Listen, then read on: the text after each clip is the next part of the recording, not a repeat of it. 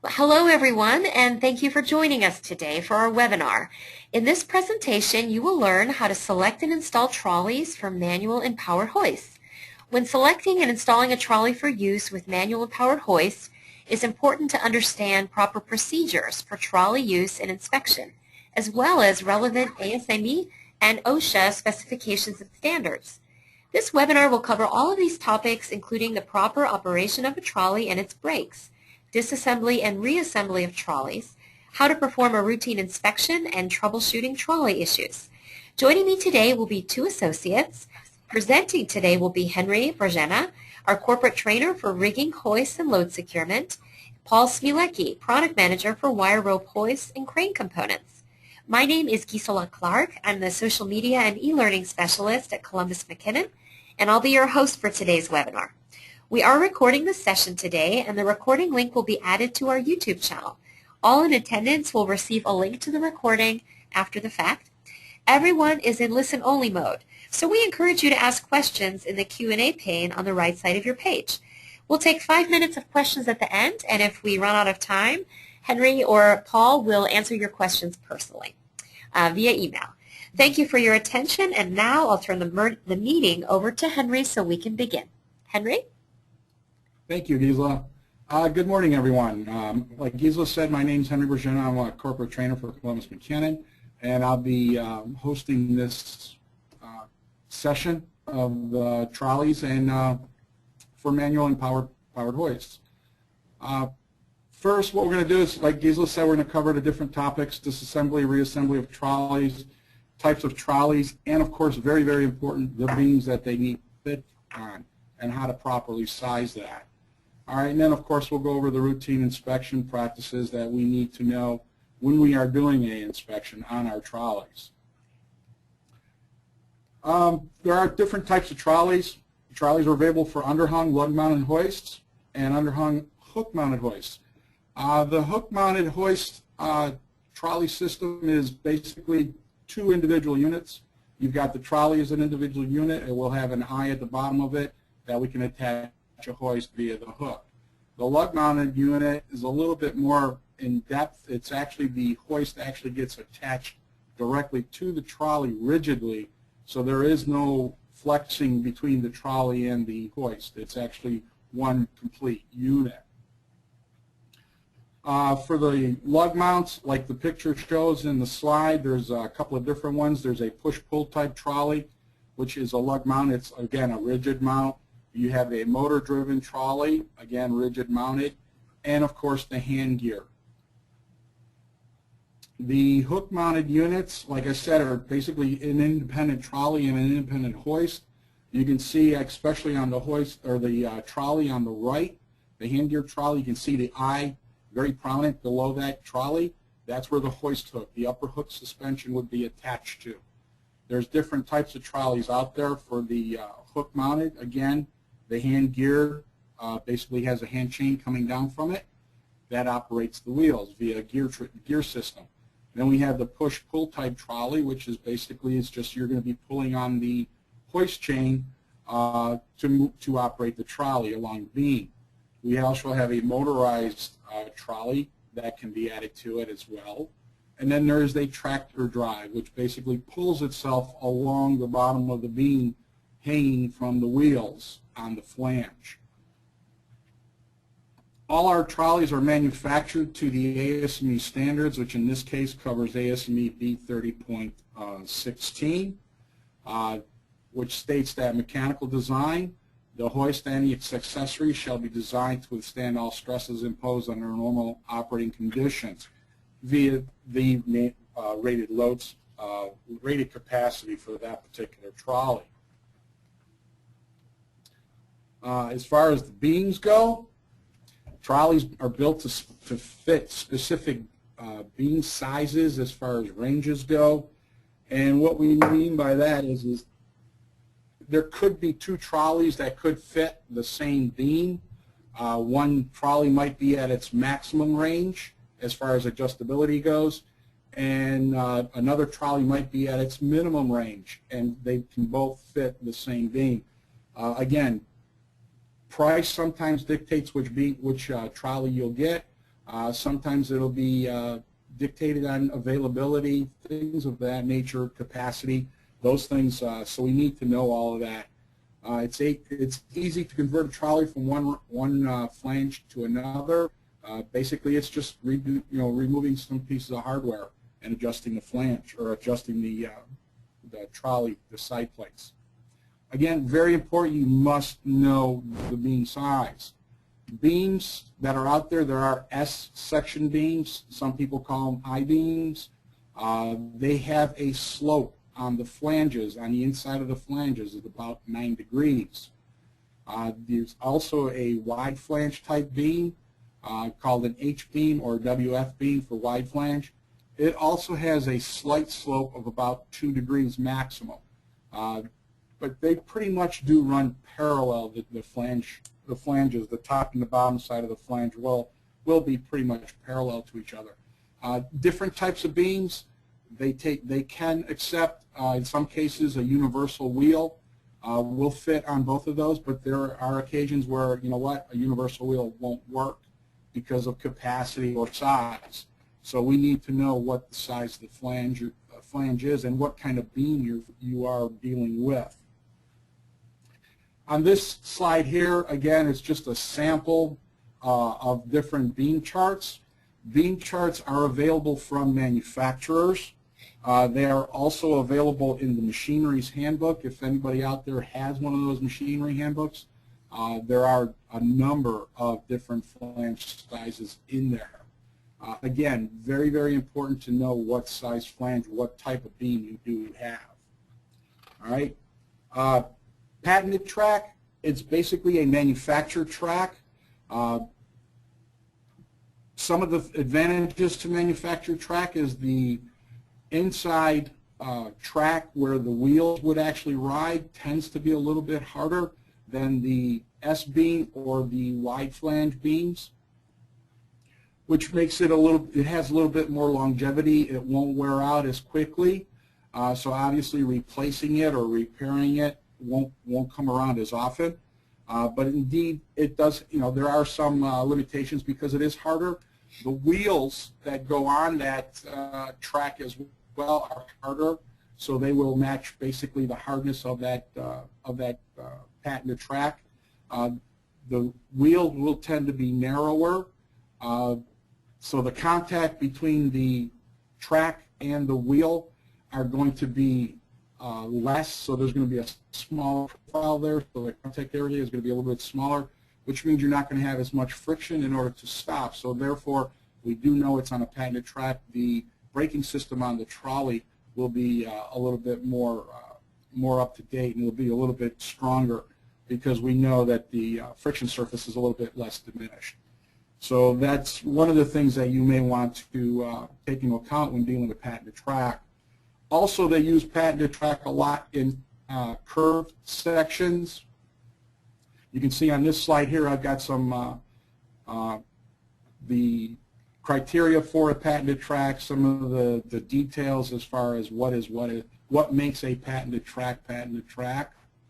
They'll use patented track on different types of beams as far as the curves go, the S curves. Why? Because it tends to be a little bit stronger. All right, so we can shape it and form it in different ways. They'll also use it on, yes? I'm sorry. I would like to go ahead, if you don't mind, and run a polling slide quick. Just one sec. If everybody here, and I apologize, we'll come right back to that slide. If you could just answer this quick polling slide, what is the difference between an S-section beam and a W-section beam? Nothing. They're the same. A, B, S-shaped beams have a flange stop of 9 degrees. C, W-section beams have a flange slope of 0 to 2 degrees. Or D, both B and C. So again, you can look at those. If you are on an iPad, you won't be able to vote, but you can put your question or your answer in the Q&A pane, and we can capture it there. So it looks like it's between B and D at about 80% to 85% to 15%. So but the majority is leaning towards D. Henry, can you go ahead and let us know what the answer is? Yes, it will be D. The difference between them is a S-beam has a flange of about a 90-degree taper to it. The wide flange is anywhere from 0 parallel to 2 degrees. So Great. the answer is actually going to be D. So excellent. Thank you. And please continue, Thank you. Henry. All right, slide 19. Like I said, patented track can be used with curves. And that's, a lot of companies will do that because the patented track tends to be a little bit stronger. It has a little bit more life, a little bit more longevity to it than the regular S-beam or even a wide flange beam. Okay, as far as assembly and disassembly of trolleys, we can look at our wheels. Like I said earlier, as far as patented track goes, the wheels tend to be a little bit harder. But as even for S flange beams as well as the wide flange beams, the wheels need to be looked at. Okay, we need to look at those wheels because those are going to be the parts that are going to be wearing constantly. Every time we move that trolley, the wheels will wear away a little bit. It's just like getting in your car. You get in your car and you start driving, the first thing that starts to wear is going to be your wheels, your tires. So we want to make sure that we keep up with those. The bearing surfaces that are on the inside of the wheels as well, they'll need to be periodically lubricated. Again, depending on how often you use it a lot, you're going to lubricate it a little bit more often. If you're not going to use it as often, it's going to take a little less lubrication. But needless to say, they do need to be lubricated. All right. Also, with a lot of the motor-driven trolleys, they'll include VFC, which is a variable frequency controls. Why? Because we can put VFDs, VFC, the variable frequency drive controls on these units. A lot of manufacturers make them. We offer them on our units as well. What's nice about them is they will either ramp up the trolley slowly or ramp it back down. Slowly, you can change that speed. Some instances you don't want the trolley to go full bore right off the bat. You want it to come up slowly, depending on what you're moving. You're moving something that is hot, or you're moving something that has a liquidy texture to it, where it might be a container of acid or whatever, some kind of a plating compound, or you obviously don't want it to spill, so we want it to ramp up slowly and then obviously ramp back down. The units can come with different speeds attached to them. Could be single-speed units, could be two-speed units. They do have a worm gear reducer in them, and what's nice about that is the worm gear will drive the regular gear that is in those units, but in return the gear won't be able to drive the worm. All right, and that's one reason why we use that type of design for these units. The side plates that are on these are load bearing. They are structural. All right, so they do need to be inspected periodically. All right, because it is a load bearing component. And in this slide here on 23, as you can see, it is a typical trolley. We've got our trolley wheels. We need to inspect the spacers. Those spacers are very important, and I'll get into those in a little bit. There are drop stops on some of the trolleys. The warning labels need to be there. The spacers, suspension nuts that are on there, the spacers / washers, I'll say, they're there when trolleys are purchased. The manufacturers will put in enough spacers / washers in that unit so that you can configure that trolley from the minimum flange thickness that's allowed for that trolley to the maximum. If you need to add washers to that or spacers to that trolley to get it onto a bigger beam, don't do that. All right, you need to get a different trolley. All right, the suspension bolts that are in there are only designed to go to the maximum flange thickness that trolley is made for. So please do not alter that. All right, you can see here we've got some wheels. They do have a little bit of wear on them, as you can see. But again, they need to be looked at periodically. The suspension bolts need to be looked at periodically. You can see this is a rigid lug suspended unit. The bolts actually go through the lug bracket that takes the place of a hook suspension on a hoist. This way the hoist and the trolley become one unit. All right, here you could see basically a complete exploded view of a trolley. We've got our wheels, we've got our side plates, we've got our suspension plate. This would be for a hook-mounted unit. As you can see in that suspension plate, that center hole is fairly large. That's where the hook would go into. The suspension bolts with all its spacers, you can see the different spacers that are included in there, as well as the washers. And then we've got a duplicate, basically a mirror image of the plate on the other side. All right, these are all pieces or parts, if you want, that need to be inspected. Do we need to look at these things every day? No, but we do need to look at them periodically. All right, so yeah, when you're doing your periodic inspection on your hoist, do the periodic inspection, include the trolley in that as well. I have seen some trolleys that were hook suspended, basically that center hole in the suspension plate, it literally wore almost halfway through the hook that was on top of the hoist, and nobody saw it, and that was simply because they did not look at the trolley, and that is a very, very important part. It is carrying your load just like your hoist is, so it needs to be looked at. Henry, on that note, I would like to go ahead and launch another polling question. This one is, when is load testing of a trolley recommended? Tying right into what he was just sharing. When load-bearing components are repaired, replaced, or altered at the manufacturer's factory, every year or every other year.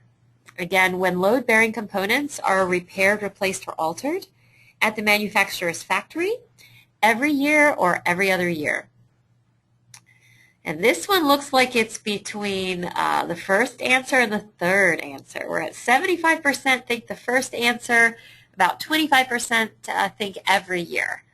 So we'll give it another minute. Oh, it's starting to change to about 85 for the first answer and 15% for the every year answer. So Henry, would you like to go ahead and share what the answer is? It would be A. Whenever, as far as recommended load tests, is whenever we replace, repair, or alter load-bearing components. Excellent. It is not mandatory to load test every year. If your facility, your company has it in their procedures to do so, that's fine.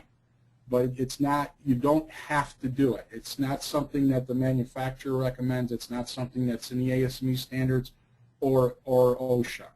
All right, so that's, I know there is some confusion out there. I'm not really 100% sure why, but there are a lot of people that seem to think that they have to load test hoists and trolleys every year, and that is not the case. Okay, thank you, Henry, and thank everyone for responding to that. Great. Okay, fitting a trolley to a beam. Once we've determined that we have the right trolley for our beam, easily to install, and these next few slides are basically going to be instructions on how to put the trolley on the beam. Obviously, we're going to remove one set of the locking nuts on one side of the trolley because we only need to do that on one side. Remove the washers and spacers from the shaft. Space the trolley wheels to the appropriate distance of our flange. So obviously, again, we need to know what our flange width is. And then set the distance on one side of the trolley and leave the other side loose. All right. With assistance, you're going to want to place the trolley on the selected flange, and you may be attaching the trolley separately, such as in a hook-mounted unit. All right, a hoist that has a upper hook suspension. All right. The other option is if you do have a lug-suspended unit, you're obviously going to have the lower portion of the trolley attached to the lug that is on the hoist itself. In that case, that hoist trolley assembly is going to be very heavy. You're definitely going to need help, whether you're using someone else, whether you're using some kind of a jacking mechanism, another crane, or a hoist, or even a tow motor to do this. But if you are putting a unit together that is a hoist/trolley assembly, you're definitely going to need help for that. All right, once we have that up there, you're going to assemble the last side of the plate to the trolley. using the appropriate washers/spacers, and tighten the remaining locking nuts. Check the clearance, all right? And that clearance you can see on the picture is those two red lines. That's the clearance that we need to maintain. And that is going to be anywhere from 1/8 to about 3/16 of an inch, or whatever the manufacturer recommends. Now, keep in mind that if we have a curved track, if we have an articulating trolley, that gap is going to change. That'll be whatever the manufacturer recommends. But on average, it's going to be anywhere from 1/8 to 3/16 of an inch. All right. Again, ensure that the trolley moves freely along that beam. Because one thing you do have to remember about beams is when they're made at the factory, at the steel plants, they come out hot, they're rolled hot. They do have some curve to them. They're not perfectly straight. They're very, very close, but they're not perfect. And then that flange width can vary from one end of the beam to the other end of the beam. So hence, that's why we have that the gap. All right, so we want to make sure that that gap is pretty much uniform all the way down the length of the beam, at least within that 1/8 to 3/16. If the trolley's powered, make sure you test it. Make sure it matches the functions that are labeled on the buttons or the controller. And that's pretty much it. Move the hoist up and down, and you should be good to go. Make sure all the hardware is nice and tight, and you should be all set. If you have any questions, I'm pretty much done. Okay, excellent. Please go ahead, and if any of you have any questions, you can type them into the Q&A pane. Like I showed you earlier, you should see it in the right-hand side of your screen. Let us know what you might like to learn more about. Henry, do we have any upcoming training that you'd like to share? Yes, we do. We have a chain and wire rope hoist school coming up on the week of May 5th through the 9th here at our Niagara location. It's located between Tonawanda, New York and Buffalo, New York. I'm sorry, it's located in Tonawanda, New York between Amherst, or Niagara Falls, New York and Buffalo, New York. That's May 5th through the 9th. We also have overhead crane operator qualified rigging workshop. Also at this location between May 19th and the 22nd, overhead crane and rigging training operation for train the trainer that same time period. You can see there's an additional day on that, and that is the train the trainer portion of it. And the qualified rigging workshop, May 20th through the 22nd, also here at the Niagara Training Center. So all of these trainings are upcoming. The rigging workshop has an optional rigging exam with it, hosted through the Crane Institute certification. They are a third-party company that supplies our tests. We do not give that test. We just supply the venue as well as the computer so that you can take the test. And we have a proctor actually comes in. We do not administer that test whatsoever. So it is a purely third-party test, which works out very, very well. So that test is available as well. Okay, thank you, Henry. We have a couple questions that have come in. Is the gap measured from both sides or one side only? It's measured from both sides. So you want approximately an 1/8 inch gap on one side as well as on the other side. Okay. And Paul, can you look at the next question? Sure. And see how you'd like to comment on that? Motorized, that one? Yes, correct. Motorized patented track wheels as they have warranty. But I don't think that's a question. I think he's just making a statement. Making a statement. Okay. All right. Perfect. Thank you. Anyone else have any questions they'd like to share? That'd be great. Otherwise, we'll wrap up. I've got one more polling slide. Let me just pull this one up really quick. We just want to get some feedback from you as far as if you're interested in taking any training. Are you interested in becoming a certified CMCO chain hoist repair technician or taking any inspection or rigging training? please let us know. That'd be great. Yes, within 1 to 3 months. Yes, within 3 to 6 months. Yes, within 6 to 12 months. Or no, I'm not interested. We appreciate your feedback. Just be honest with us. We really appreciate the feedback. Great. And as I said earlier, we will be sending you a link to this recording in case you'd like to see it again or like to share it with others in your company. And that's on our YouTube channel. And on our YouTube channel, we have recordings from the past year's worth of our safety webinars in case there are any other topics that might interest you. Okay, while I keep that polling question open, we have another comment. Let's see. What should you loop the trolley wheels with? Henry? Most of the manufacturers will supply some kind of either a grease or an oil, or they'll recommend getting some kind of an aftermarket type lubrication. But that's pretty much going to be manufacturer driven. Like I said, some manufacturers will supply their own lubricant. Some will supply a lubricant that's available aftermarket. And, I would contact the manufacturer of that trolley and find out what they recommend. Okay, perfect. Thank you. And another question. Let's see. There was just a comment again about some standards, which I'll share with you. Thank you, Gordon, for that. I'll share that with Henry after the meeting. And John has a question. Is it a good practice to have a resident engineer provide the user with actual capacities?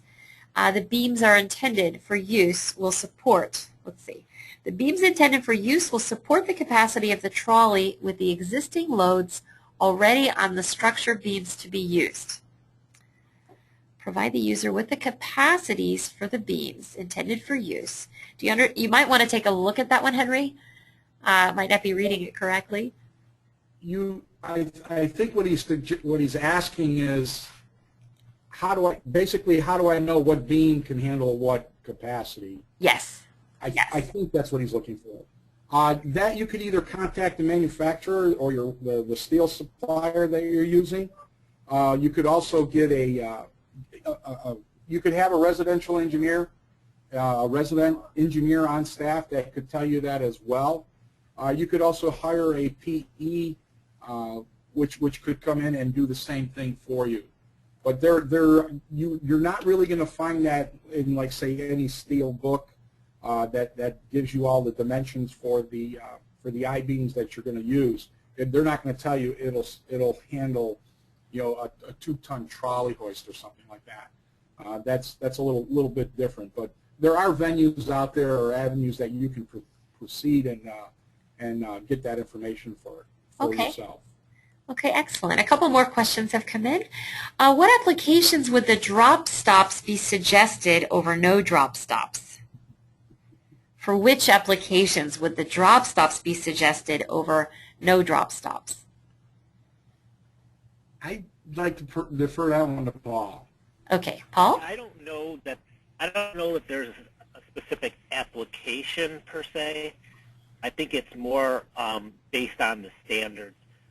You know, as Henry stated through the presentation, most of our trolleys are built to ASME standards, where they're not required. In some cases, like for example CSA, if we provide a trolley for CSA, the drop stops are required. So in a lot of cases, it's based on the standards rather than the application. But an important thing to keep in mind is that if the drop stops are not standard, we always do make them available as an option at the very least. Okay. Okay, and then one final question, and then we'll wrap up. How do you measure the beam for wear, and at what point should it be replaced?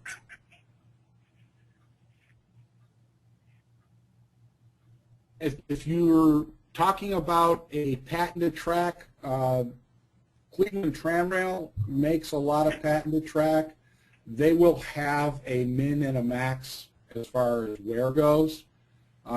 There's also some of the tracks will also have like a little detent in them, so that as the material wears, that detent will start to disappear basically, and once that disappears, it's a wear indicator. It means that the track needs to be either repaired or replaced. As far as S-beams and wide flange beams go, you're going to have to look at the thickness or the dimensions that are offered by the manufacturer of that particular beam. And we, as far as hoists go and as far as chain goes and everything else, and in the ASME standards, if they don't give you a particular dimension to go by, we always go by 10% of whatever the original dimension was. And if we're at 10% wear, the item is removed from service and replaced or repaired. So I would say 10% from the original. Okay, excellent. Just a quick, let me just 1 second. Let's see. There was one more thing. Gordon was saying that ACCO provides a beam loading table that provides guidance for selecting beam size. But as you said, Henry, your recommendation was to consult an engineer, but Gordon just wanted to share that piece of information with us. So yeah, there are some facility, some companies, some suppliers will give you that information. Some others may want to get a PE. It's sometimes it comes down to whatever your preference is. Yes. Okay, your comfort. Okay. Very good. Well, that will do it for today. If you have any more questions or comments, and by the way, a few of you have made some comments about little parts of the presentation, we'll definitely take a look at what you have shared, so we appreciate that very much.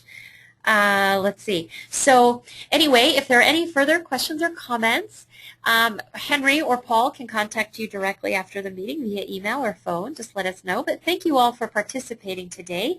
We greatly appreciate your attention, and you'll be receiving a link to the recording either later today or first thing tomorrow. Thank you. Thank you.